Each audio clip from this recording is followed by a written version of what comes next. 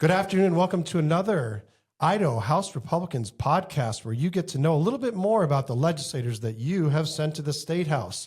And today we're really super glad to have Representative Jason Monks.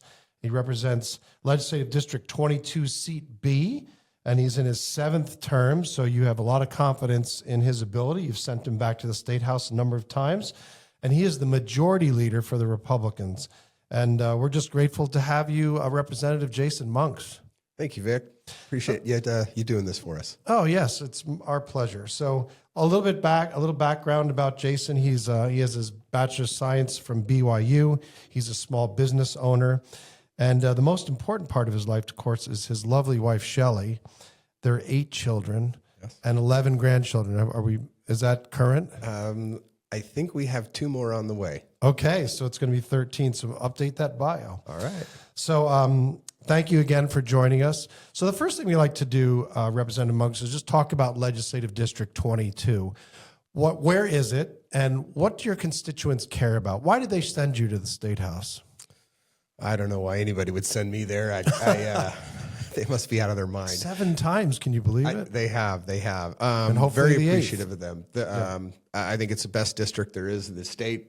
Obviously, it's south of the freeway, so a lot of starting in Meridian, pretty much at the county line, south of the freeway, down into the Boise area as well. But a lot of rural area aspect. A lot of people that are not in city limits. So a lot of people in the county. What's important to them? A lot of things. They want good schools, they want good transportation, they want good infrastructure, and they want good tax policies. And they want a little bit of everything. And that's something that I think we've tried to do here in the legislature, and have good tax policies, good tax cuts, but also provide for our schools and for our infrastructure. That's what's most important, I think, to them. Now, Representative Monks, you are the majority leader. Yes. So how on God's green earth do you become the majority leader? How does that happen? It's elected by my colleagues. Okay. So every 2 years we have an election, and they pick a speaker, the majority leader, assistant majority leader, and a caucus chair.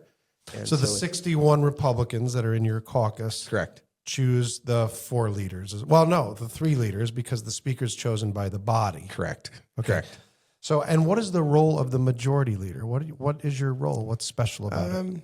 So for the most part, I keep the floor running. That's my primary job, is to make sure that when we get on the floor, bills move, and we go through a good process, and we go through that. But as a member of leadership, our job is to find out what our members of the body want, and to help them get that job done.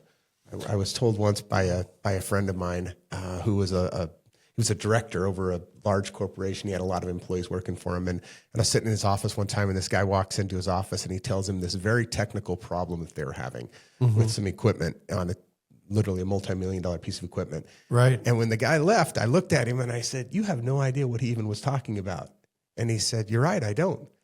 And I'm like, but you're his boss. This was a long time ago. And he said, "Yeah, you're right." I said, "Well, how can you be his boss if you don't know what he's doing?" He said, "That's not my job." He says, "My job is to provide him with the tools he needs in order to be successful." Right. And that's majority. And he was leadership. successful. He was very successful, and that's my job. I'm supposed to provide and help provide the tools for my members so that they can be successful in getting things that they want done here. Well, given the track record of this during your terms, you've obviously been very successful at this endeavor. So thank you for taking on that responsibility. Remind people of the committees that you serve on. So I saw on revenue and taxation. That's my morning committee. I'm also on business and then transportation. And then I'm also on the federalism committee at times. And you're on Ways and Means too, are you not? Yeah, Ways and Means. That's a leadership committee. Right. And that usually, this is about the time of year when it starts becoming active. Right. We usually don't do anything for the first couple of, bit, just because the other committees can do it. But once the afternoon committees are no longer privileged, they can't introduce bills. So Ways and Means picks up that So tell people, you just said they can't introduce bills. What does that mean? Tell people how that works. So we have time limits that we've established so that we're not here for forever. Nobody wants us to be here year-round, including ourselves. Yes. And so we have morning committees. Those are privileged committees, meaning they can operate all the way to the end of session. Our afternoon committees are non-privileged. And those committees at a certain point, and we basically reached that point now where they can no longer introduce new legislation. Okay. So if you want to introduce new legislation, it has to be done in a morning committee. or it has to be done in Ways and Means. And so Ways and Means becomes kind of the committee where we do things when we need to move rapidly or quickly, especially towards the end of session. Representative Monks, let's turn to some legislation. You were very instrumental in House Bill 93 coming to fruition. Very grateful for that. It's the Parental Choice Tax Act, Credit Act. And tell people why that was so personal for you, that bill. You know, you do have 8 children. Tell people why that bill was so personal. We'll start there. Well, so I do have 8 children. But they're a little bit different. My children are not all the same, and no parents have children that are all the same. We understand that. Especially they. I had 4 kids that were biological. Those were our biological kids, and we call them our smarty pants. And you know, they all went off to college on scholarships, and they did a fantastic job. And they were able to thrive in any environment that we put them in, whether it was a regular public school or charter schools or magnet schools, which they've all we went through a lot of those different types of programs, and they all did very well in them. And then we have 4 adopted children, and the adopted children all come with, you know, a little bit more special needs than our other ones. And we tried some charter schools with them and didn't work for them. They just weren't set up to deal with some of the challenges that those children had. We tried regular public schools. In fact, one of the kids, we had to move to 3 different elementary schools just to find the right fit for her. And that we found one, and it was good. And she was able to go through, middle school and high school in extended resources. So they had some programs that worked for her. But we had another daughter that it didn't work for. And we struggled to find a place that would work for her. And we finally found a pod or micropod. Right. And it was a friend of ours, a neighbor that was, it came out of COVID when they wanted their kids to go to school and they weren't allowed to. So a number of families got together. One of the mothers decided that she was going to teach it, and she was an educated, well-educated lady, and she put together the programs, and so she started doing it at home. And they had a number of families there, and we had heard about that, and they allowed us to send our daughter there as well, and so we sent her to this micropod, and she's going to graduate from there here this year. Praise God. Actually, and so what we found is all kids are different. Right. And not everything works for every kid. Right. And again, I'm not saying that this is a criticism of public schools. Not a criticism. It's just they can't be everything to everyone. Right. And there needs to be other options and other choices. And House Bill 93 allows that. You know, the Supreme Court actually, this went all the way to the Supreme Court of Idaho, whether this was constitutional. And maybe that was like just a couple of weeks ago. Perhaps update people on the constitutionality of this law. Yeah, the courts, we actually thought the courts were going to throw out the case because of standing. We just didn't think that the people who filed it actually had standing because they hadn't been able to show any harm. And typically that's what the courts will do. They'll just say, you haven't even shown that there's a cause for us to be here, and so they throw it out at standing. The courts did an interesting thing. They actually said, you really don't have standing, but we're still going to rule on merits, which was good because we wanted to be the ruling to come out clarity, on merits. Right? Yeah, clarity, and it was a unanimous decision, and they said no, this is perfectly fine. A lot of things I think that came out of that case, which were really nice. It reinforced the legislature's power and authority to be able to have programs and choices. It was very interesting, some of the questioning that came out. They said, because you went to it with Senator Lori Den Hartog. Yep. Yeah, Senator Den Hartog and myself, and we sat there and listened to it. And it was really neat to hear some of the justices questioning, saying, you're telling us that the legislature can't walk and chew bubblegum at the same time? Right. That literally was what they said. And that we can only do one thing, and we can't do a whole lot of other stuff. And he named off, our launch program and all these other things. So are you saying we can only do one and we can't do all these other things?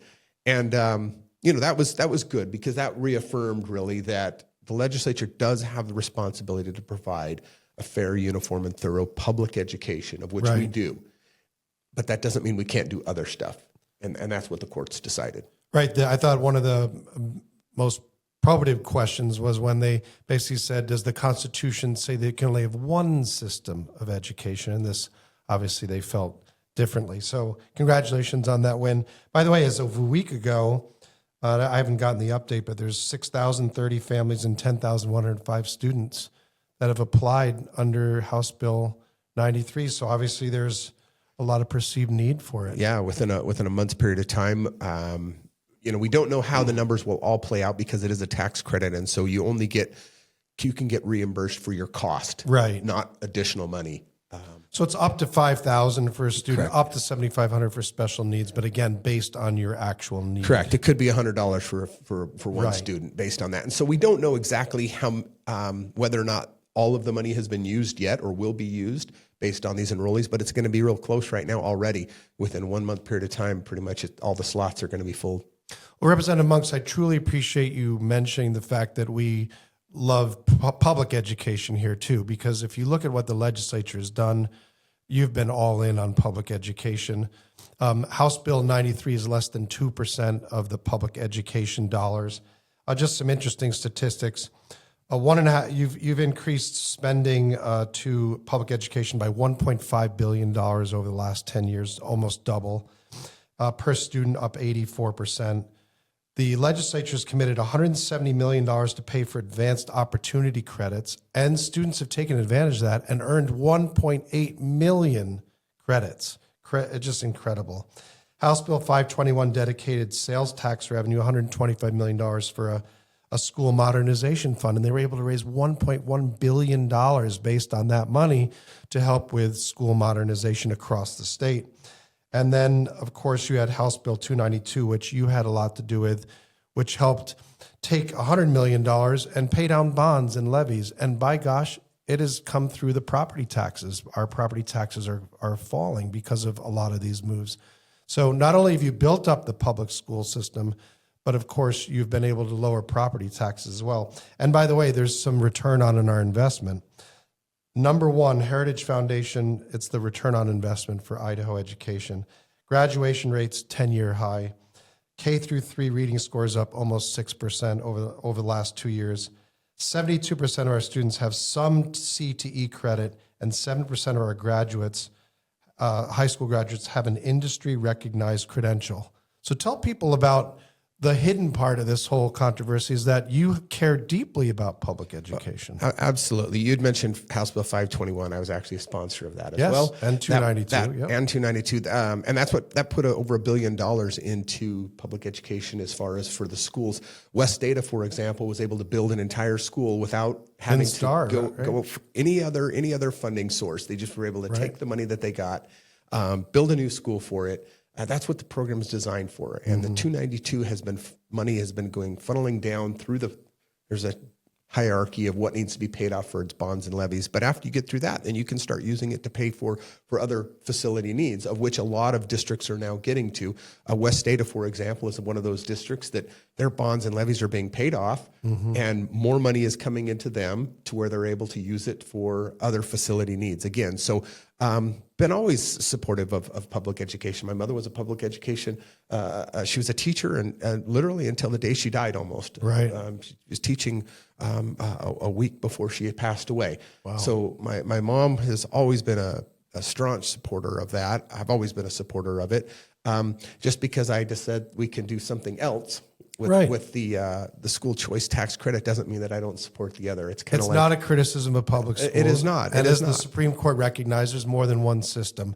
Correct. And with your 8 children, you've proven that the systems are needed. We need the alternatives because we want to have successful kids. We want to keep them in Idaho and have them well employed and live happy lives. We heard similar concerns during the charter school era when we started charter schools here. I remember that. Everybody thought that was going to be the demise of public schools, and it's not been.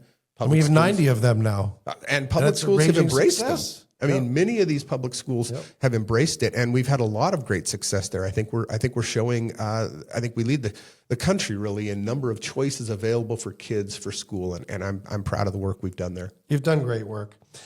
Sometimes the legislature can set a tone for the state, a priority for the state, and I really appreciate House Concurrent Resolution 28, which you introduced. And you're asking on March 1st of 2026 for fasting and prayer for just divine guidance for the leadership for the state, and also praying for a little bit of rain. And what's interesting is that right now we're sitting in this interview and it's snowing out. So maybe it's worked before March 1st, and we would like that, wouldn't we? But anyway, tell people why you felt led to introduce House Concurrent Resolution 28. It doesn't take a whole lot of effort to look out where, I don't care where you get your news. I don't care where you get your information, whether it's social media, whether it's the mainstream media or opening a newspaper. But there's a lot of strife going on in this world. Right. And Idaho is not immune from it. I think we're isolated from a lot of the strife that goes on in this world, thankfully. But Idaho is still not even immune from that. And if we ever needed divine guidance, we need it now. We've needed it more so than any. It's not a new concept, not a new idea. This concept of fasting and prayer has been around for thousands of years across multiple of religions. Our country in its early founding, I believe from 1775 to 1778, I think Congress called on 15 different times when they asked the people to fast and pray. Wow. To help alleviate with the challenges they were going through. Right. Ask for divine guidance. So how do we get through these crises and these issues? Yeah. And if anybody needs help, it's me, and it's our leaders here. All of us. And we all do. And I think it was just an opportunity for us to kind of reflect upon and to seek out, I guess, a little bit of a guidance as far as what we think we should do. I was asked by I think somebody from the Statesman, they were asking me, why you do this and some of the things. And I had mentioned something. I said, with my kids, I have to, when you have kids, you have to distill things down to a little bit easier level. And you always heard the expression, are you part of the problem or are you part of the solution? Yes. And even then, I think that was sometimes a little bit too difficult for my younger children to understand. And so I had to break it down even further. I said, are you making things better or are you making things worse? Mm-hmm. And so all I'm asking here with this resolution, and in fact, I have the vast majority of the House is co-sponsoring I saw this, that we're just asking for a little bit of help. Right. And you'd be surprised though at the negative comments too that has come out on this. Just asking for some help. I've received some emails criticizing me of that, and I thought, I just felt sorry for people that they can't even think that it's okay for us as leaders to go out and seek divine guidance. The humility is a good thing. Absolutely, really is. Absolutely. Let's talk about, Idaho has a history, a great history, and some chapters are a little unknown. And I think you're trying to maybe tell people about one part of that chapter, and that's House Concurrent Resolution 27, which is a resolution that honors the employees of Morrison Knutson and a role that they had in history. Talk a little bit about that. Yeah. So John Vanderwoude, my seatmate, and I are co-sponsoring this legislation. And so you have to go back to World War. And I didn't know a lot about this, so I'm not the expert on it. World War II. World War II. I didn't realize that right after Pearl Harbor, the attack there, I think it was less than 5 hours later. Yeah, December 8th, same day. Yeah. December 8th. Because of the international date line. Right. So that's why it says the 8th, because it crossed the date line. But it was only 5-6 hours later they had attacked Wake Island there. And MK was given a contract. I think they had about 1,300 employees all there. They were helping building a Navy station there, a Navy base there. And so there were a lot of employees there. A lot of Idahoans were there serving. And when Japan attacked, their plan was that it would be a couple hours and they'd be able to take over Wake Island. It took them 15 days before they actually were able to take it over. Right. We were able to repel them numerous of times. I think they sunk 4 or 5 ships from these, and it literally was contractors grabbing guns and helping, running ammunition. These were just employees that weren't there to fight. These weren't trained soldiers, but they were patriotic, and they did what they could, and they were able to hold off for a while. But unfortunately, after a couple of weeks, they weren't able to send any reinforcements at the time because of the logistics of everything that happened in Pearl Harbor. And the Japanese did end up taking over the island and capturing them. 98 members of the employees stayed there, and they continued to work for the Japanese to build a base for them. And very shortly before World War II was over, all 98 of them were lined up actually and executed. The other employees that were taken were brought into prison camps in China and in Japan, and went through some pretty horrific challenges and such. But this is just to honor them for their sacrifices. We always love to honor our military veterans because of the work that they have done and their sacrifices. But these were not military, these personnel. These were just kids who were out making money, building for MK, which had a great storied history here in Idaho. There was an obviously. estimate that there were about 500 Marines and 1,100 civilian contractors on that island on the day of the attack. Let's talk about, if we could, with the last couple minutes we have. First, you want to highlight House Bill 577, which has to do with something about license plates. And when I read the bill, I'm like, I was so happy about this. It's a little thing, but I was very grateful to hear this. It is. Talk about it. A number of years ago, And Representative Veely's bringing correct. this. Yeah. A number of years ago, we used to have replace our license plates every 5 years. Oh, we used to have to do 5 years. And I worked with the chairman, Palmer, and I brought the bill, actually, that was able to increase it to 10 years. That's as far as we could convince people that it was okay to do them. And I think with now some more history of understanding that it's okay to replace them only when they're needed to be replaced, instead of having to replace them every 10 years. So Representative Veely, he is bringing the legislation this year, and it removes license plates altogether. The requirement to replace them Every 10 years. So you can hold on to your license plate as long as you want, as long as it is readable, legible. Right. If it becomes illegible, then you've got to replace it. I like that bill. I know it's probably the best bill this entire year will be that bill. House Bill 645 talks about portable benefit plans. What does that mean? Yeah. And why is it important? Who are you trying to help? So, we've got a lot of 1099 employees out there, gig employees, for example, guys that work for Uber, Right. DoorDash, and Lyft, and all those guys. And those people they don't have benefits because they're 1099 employees. They're responsible for their own stuff. You could also be contractors working on a specific project or a job, or a big developer hires 1099 employees to go and do aspects of that. They're not allowed to pay them any kind of benefits, health insurance, retirement. You're on your own on that. This particular bill, it allows people to receive those benefits and goes into your own health benefit plan or your own retirement plan without changing the status of a 1099 employee. So they could contribute to them. Again, it's all voluntary. Right. So if the hiring company wanted to contribute, if they wanted to make that part of their package, they could. So if Lyft and Uber wanted to make part of their package to their 1099 employees that they could contribute to a 401k type of program, they could. And so you could see how beneficial this could be to 1099 employees out there, these gig economy, which we're getting more and more of, right? Every day there's more and more of these types of jobs out there. And this just allows them a little bit of a way to start either saving or having health insurance benefits. And the economy is going more and more that way, independent contractors. So it's good foresight there. Absolutely. I have to ask this because you are revenue and taxation. You have been at the center of like the $6 billion of tax cuts we've done over the last 5 years. It's a passion of yours.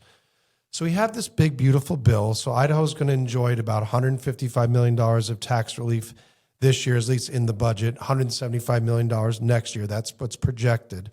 But I know that Idaho likes to do its own tax cuts. So in the context of that reality, the BBB and the budget issue this year, how will you try to frame new tax cuts? How do you look at that? Well, the one big beautiful bill, from a federal standpoint, it had its own tax cuts. Right.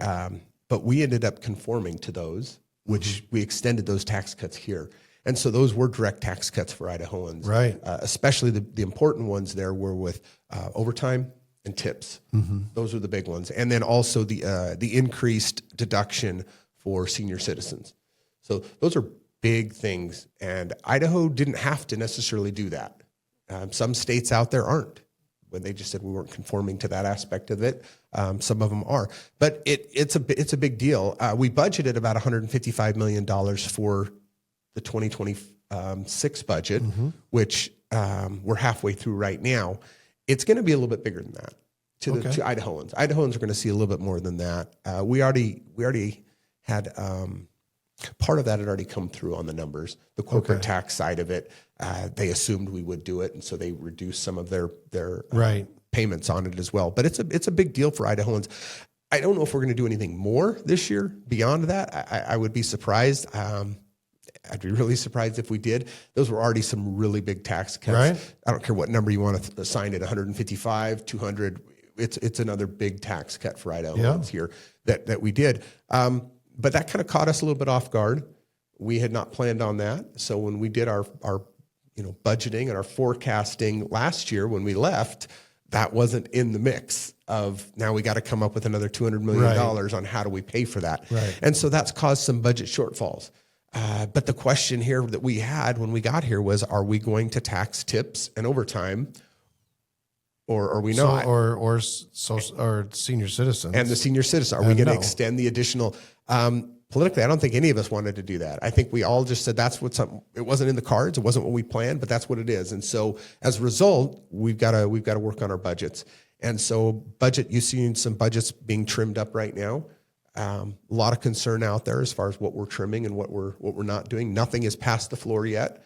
There's been some maintenance budgets have been passed out of the Appropriations Committee yet. Right. Haven't come to the floor yet, so we don't know. But the good thing here, I think, a really important thing is K through 12 education, no cuts. Right. None on that at all. Corrections, we're not doing any cuts there. ISP for our state police, we're not doing any cuts there. And so we're protecting those most critical infrastructure. They're not seeing any of the reductions. Some of the other ones are. I know that's caused a lot of consternation for people and concern as far as what's getting cut, what's not. I think after being here 14 years of growth and 14 years of increasing budgets, at some point you do have to trim. Right. Otherwise, we'll become just like the federal government with an out-of-control budget, and we'll be in deficit spending like they are, where we're probably, since we've been talking, hundreds of millions of dollars in more debt just while we've been sitting here, right? Because they're out-of-control spending. And so I think it's healthy and right every once in a while for the legislature, like we are this year, to look at all of our budgets across the floor and saying, where do we need to trim and adjust? And that's what we're doing right now. But again, we're protecting K through 12. We've heard from our constituents. We know that that's super important. We all have worked really hard to put more money into education. The last thing we want to do is start cutting that. But we do think it's appropriate to look at all of our budgets and to see where we're being a little bit wasteful in our spending. Well, it certainly makes sense to make small right sizing now rather than a dramatic right sizing later, because our budget's gotten out of control. But thank you for all the work you've done on revenue and taxation for this state. So thank you again for joining us on the Idaho House Republicans podcast. We've been speaking with Representative Jason Monks, who represents Legislative District 22 Seat B. He's been with in the State House now for his 7th term. And we just thank you for joining us on the Idaho House Republicans podcast. And as we always say before we sign off, God bless the great state of Idaho. Again, thank you, Representative Jason Monks. Thank you, Victor. Appreciate it. Sunrise on the Snake River Plain, red, white, and blue in the window pane. Work boots dusty from yesterday, but we're back at it the Idaho way.